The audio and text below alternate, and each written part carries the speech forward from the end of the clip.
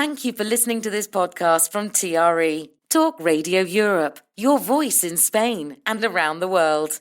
For more information, please visit tre.radio.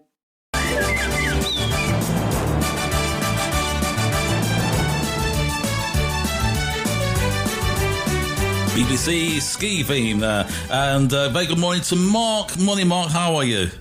I'm doing good. How are you? How many people... Say hello to Nicky as well. Nicky, say hello to Mark. Yeah. Hi. Nick is very up on all the sports, so we might just leave her to the sports news. I think Mark's more of an expert than I am. We'll leave it to him. Right. How many people, Mark, call you Mark Hanbidge? Just me. Probably the doctor's appointments. Yeah. Hanbidge without the R in it. So I just so want to say Hanbidge. It just feels... Right. It feels natural. Yeah, a lot of people do say that. Yeah. Okay, right. It feels right, but it's wrong. Yeah. It's good, but it's not right. Right, okay. So, Mark, it's been a great weekend for... Do you want me to put your fader down? Do you want to join in on any of these? I mean, I don't know what I'm going to know. I might know, but I might not know. I don't know. Don't know what Mark's going to say. It's been an exciting week. It has been for the Premier League. We've seen a lot of upsets, a lot of teams winning that we didn't expect to win, which... By far the biggest was Tottenham against Manchester City.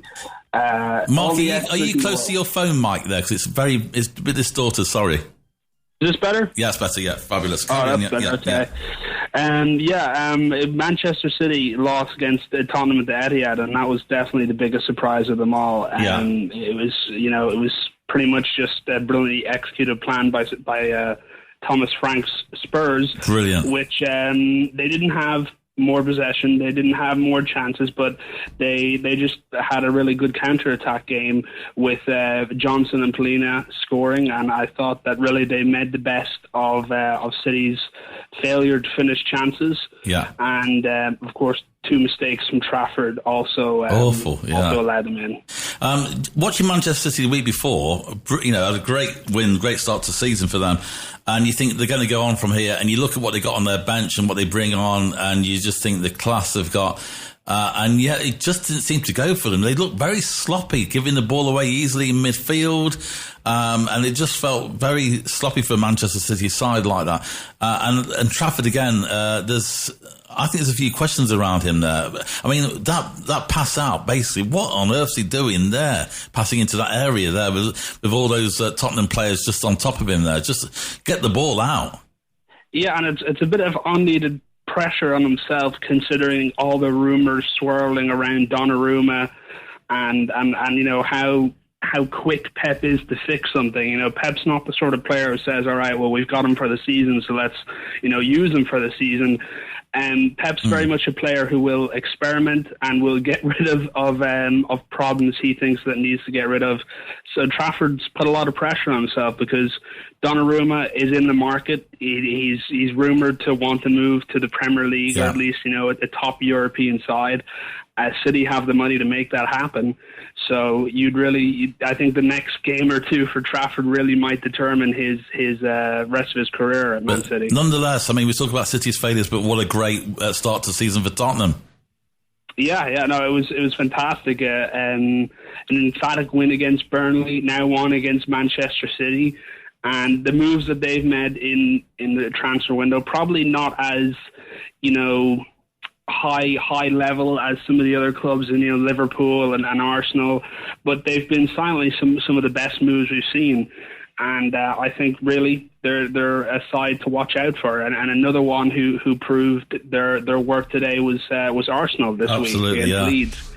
That was an embarrassing match for any Leeds fans, but really it was just a masterclass from Arsenal. Gyökeres got his first two goals for his Arsenal career in what was just a dominant display. Goals from, I think, Saka. We saw a debut from a 15-year-old Max Dowman, who's a very exciting prospect, and they also brought out Eze at the start of the match, which is very nice. He was there for a lot of years as a child, as like a player in the academy. Didn't get the call up to go to the senior team, so left. and it is now back at 27. So it was Come sort full of a circle. feel-good story. Yeah, and sneaked him away from Tottenham. It looked like it's going to be a Tottenham player at one point. It was a fascinating story, that last. I also watched Arsenal doing very well. After I thought not a great start, 1-0 win over Man United last week, but it didn't look like the better team. United looked better until this week when they looked pretty shocking. We'll go on to that in a moment. But Chelsea, I watched Chelsea West Ham on Friday night.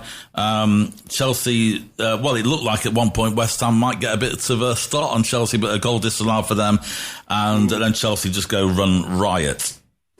Yeah, I can't tell whether this win is a testament to how good Chelsea's depth is and their quality, or just how bad of a season this might be for West Ham. I think 50-50 really. I would go 50-50 on that. West Ham United do look pretty shaky right now, don't they? Yeah, they do, and I think it's one of their worst ever starts to the season with 8 goals conceded in 2 games. So there's going to be a lot of questions on Graham Potter. There's a lot of questions before the season started. Now there's a lot more, but you can't discount, from Chelsea. They're a class side. They're one of the best in the world, as seen at the Club World Cup. So it was always going to be a tough match for West Ham. I think the scoreline just shocked a lot of people. Yeah, absolutely. What else? Well, let's talk Man United then. I watched them yesterday. And I thought Man United, from the week before, I thought there's some real positive signs there, and that team didn't turn up for some reason. But, whether they're turning up against the bigger boys and then, thinking, we'll beat Fulham, I don't know, but it wasn't to be. Yeah, there's a lot to say in this match, and something I noticed from a lot of the pundits after the match is they were quite positive. And a lot of the numbers really don't show any reason to be positive. It's now 29 matches for Amram, with 28 points in all of those 29 matches. And, Man United, fair enough, they did look like they had some attacking intent. Cunha and Mbeumo, once again, were fairly impressive. But the issue is that a good mood or attacking intent or, XG or chances, and none of those matter at the end of the season when you've played all the games and you're looking at the position on the table. You don't get points for those things. You get points for those ugly wins, for those matches where you're able to come in and progress the ball and take chances. And a lot will be said about Arsenal's win last week. But the fact was they did win. They won in the way that you needed to win those kind of matches. It's not about flair, it's not about style, it's about getting those 3 points and moving on to the next one. And to be fair, I think Fulham should have and could have walked away with all 3 points. Looked like they were going to, at one point. I just felt that Man United were absolutely overrun in the midfield, and that's where they need to strengthen. Yeah. And that was shown, with them switching from, Casemiro to Ugarte and just, nearly experimenting mid-match. But even their goal there was questionable. It was Corfioro headed into Nunes, who then put it in the back of his neck, back of his net. And I just thought that Fulham could have easily walked away with all 3 points there. I didn't think it was the performance we expected, and there's still a lot of questions, especially around that Fernandes penalty. He came out, a lot of pundits, and he came out afterwards saying, the referee bumped into him and that distracted him. And for a player who's... it's literally on Sky Sports now, this very penalty that you're talking about. It's on Sky Sports. It seems so shaky. Yeah, and I don't know, I'm going to say this, and I know you may agree or disagree. I don't know why they didn't just sell Fernandes to Saudi Arabia and get the money for him. Yeah, I think they were right to keep him, but in another world, if they definitely could have done that. I think Fernandes gives a lot more than he takes. Yesterday was just a bad match all around. Yeah. I don't think a lot of players can hold their heads up high, but I thought I was, obviously looking at the match live, and I heard Gary Neville say that, the referee distracted them. But, you still have 10, 15 seconds there to settle yourself down and then take it. It seems quite a weak argument to say, walking into the back of someone distracts you and then you sky the penalty. Yeah, high. you're a professional footballer. You shouldn't let it distract you. Exactly. I mean, you're on six figures, 250, 300 grand a week. Put the ball in the net. Anyway, let's move on. There's some great matches as well. Everton getting a win, which was good news for Everton. Let's move on to La Liga. And, of course, Barcelona had a dramatic comeback. Real Madrid getting a win last night. What are you talking about, Mark? I think I have to talk about the Barcelona match. I was really impressed with it. It solidified that argument of the Barcelona style of, never say die. I think that's always been a thing of Barcelona. It's being solidified more under Flick. They went 2-0 down at half-time to Levante. It was sort of a match that I think even shocked them. No one was really expecting them to struggle too hard on that one. But they came back goals from Pedri and Torres. I thought, and then an own goal from a Yamal cross. I thought was a really impressive performance by Barcelona. It showed, a certain level of grit that winning teams need. We talk about how teams win and how champions are met. And champions aren't necessarily met in the moments of going into the matches and winning the ones they're meant to. It's in those moments when, you're meant to lose, the cards are against you, and you're able to turn that around. That proves winning teams, championship teams. So I think Barcelona made a statement in this match, even though they were losing for half of it. It was a statement match from them. But listen, we're never going to give up. Yeah, Real Madrid getting a win last night as well. So all on track. Let's talk tennis. Raducanu through. I think Djokovic is through as well, if my memory serves correctly. US Open is up and running. Yeah, I was really impressed with Raducanu. I thought that it was a really good match. She, only left 3 games on the table. Yeah. A really interesting stat I saw is she only had 6 unforced errors compared to Shibari's 36. Oh wow!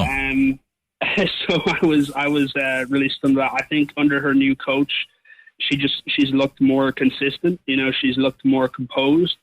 And there was a lot of worries for a long time, that maybe being, so great so early, on that world stage that it might have really weighed on Raducanu. But I've been really impressed with performances as of late at some of the tournaments. So I think she's on a better road now.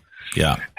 But it's still tougher because Sabalenka, the defending champion, is going for a 3rd consecutive US Open final, something we haven't really seen since the Williams sisters. So it's not exactly a cakewalk at the US Open. It's one of those tournaments that all the pros want to win. It's kind of like in the world stage. So it's tough. And talking about the Williams sister, we also have Venus, and who's there returning. Yeah. Fabulous, amazing. 45. I know. Nikki, want to jump in on anything to do with the US Open for tennis? I've not watched it. What about, let's move on to, Golf Championship coming to an end. If you could do that in 10 seconds, Mark, then we'll go on to F1. Tommy Fleetwood finally got a win. I think that's the big thing, He's finally done it after 164 attempts. Yes, Tommy Fleetwood, well done. So yesterday I watched, I don't know if you've seen this yet, Nikki, I don't know if this will be on your to watch list. Brad Pitt. Okay. Yeah, already she's interested. He's 62, Brad Pitt's 62. Wow. He looks amazing. And he's in the film called F1. Have you seen it, Mark? Oh yeah, no, it's a good marketing piece for F1, I think. Oh, I loved it, and I tell you, we were watching it, and my wife doesn't like F1 much at all. I'm starting to get into it again after many years of not watching it, and after watching that, I thought I can't wait for the next Formula One Grand Prix. So I'm hooked in. I'm signed up. Such a great movie, it really is. And Brad Pitt playing a former driver who comes back at an old age to win again. No spoilers though, please. Right. So Mark, what's F1 news? Summer break is over. Yeah, so we're back from the summer break. A summer break we needed from all the drama in F1 with, of course, Red Bull departing with Christian Horner after 20 years. A lot of shake-ups, questions around Hamilton. So I think we needed this break. The next Grand Prix race, for anyone who watched the latest F1 movie, is the Dutch Grand Prix in Zandvoort. It's back next weekend. Yeah. And there's a lot to look forward to. You know, Red Bull and Ferrari are bringing fresh updates to the car. Of course, McLaren are still, you know, the ones to catch. But the big news in F1 is Cadillac. And, of course, America are bringing a team to F1 next year. It's called Cadillac F1. And the whole question is, who are the drivers going to be? We want to know, you know, who are we going to get the support? And must have big money behind them then, lots of money. Lots of money, but the front runners for the 2 seats are Sergio Perez, the Minister of Defense from Mexico, as he's called, and Valtteri Bottas, which really I couldn't be happier with those 2 lineups. It's a rookie team. There's going to be a lot of concerns on, you know, just the factory side of things and management who are not going to have a lot of experience in F1, or at least this current climate of F1. So to bring in 2, you know, experienced drivers will definitely ease that pain, because they know how teams work. They'll be able to work around, you know, the troubles of a new team growing up. So I think, you know, with these 2 drivers, you've brought in 2 proven winners. You know, Perez and Bottas are both proven winners, and they were absolutely necessary in helping Verstappen and Hamilton win their championship titles. So I think this is a really good move for Cadillac. Can Lando land it this year? I've been more convinced every week I've saw him. I've been more convinced that he can. But at the same point, he is such a fickle driver. Yeah. And like Piastri seems so calm behind the wheel. So I'm a very fickle driver. Well, listen, Mark, as always, thank you very much, my friend, for bringing us up to date on all the latest sports.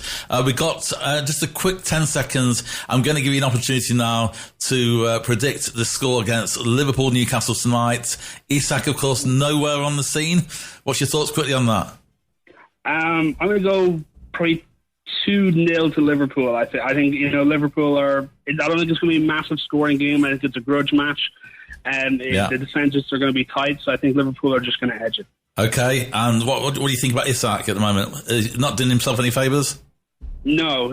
I can understand why he's doing what he's doing, but I can also equally understand why Newcastle fans are so mad. Yeah. I think, if anything, this is going to deter people away from signing for Newcastle if this is how they're dealing with players wanting to leave.